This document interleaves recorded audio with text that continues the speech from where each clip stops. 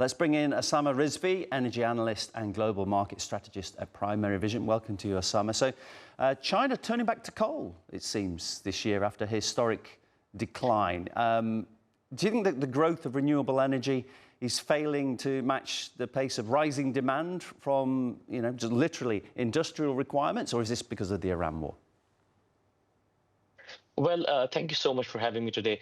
I think it's about time that we stop looking at the renewables versus conventional fossil fuel debate from a binary lens. So I don't subscribe to this, non-binary lens where you either have renewables or you either have fossil fuels.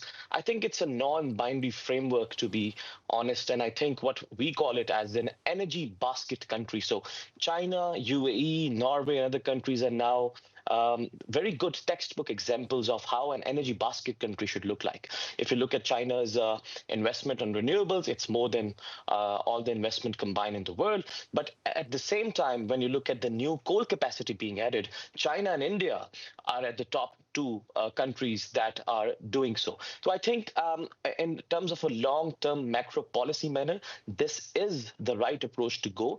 And I would not discount or claim that the renewable energy is going down. I think both will go in tandem for a certain foreseeable future before renewables take over. Clean energy is driving, I believe it's about a third of China's total GDP growth, more than $2 trillion invested in this.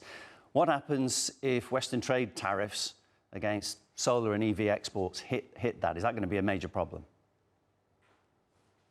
Yes and no. We both know that China does suffer from the issue of overcapacity. And this is not only in clean tech or, other certain goods. I mean, pretty much everything. So if the exports are stopped in one or two markets, that is going to create issues. That excess capacity will have to be absorbed at home domestically, which is not going to be covering a lot of portion of that. But however, in other markets like Asia, like South America, like Central Asia, if we look at the figures, the clean tech exports touched $222 billion last year. So there are other markets reopening as well. And when you look at the BRICS Plus framework, I would think that this would not present any existential threat to Chinese exports.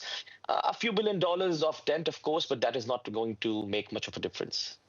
I know you're quite calm about it. Getting back to the rise again in the use of energy from coal for China. I mean, Beijing set itself a target saying 40% of renewable electricity in the mix by 2030. It set its own targets. I mean, is there a risk it's not going to be able to meet them? I don't think so. If you look at the current trajectory of where things are headed in terms of the share of renewables in creating or generating electricity, China is right on track. Not only China, but also the whole world.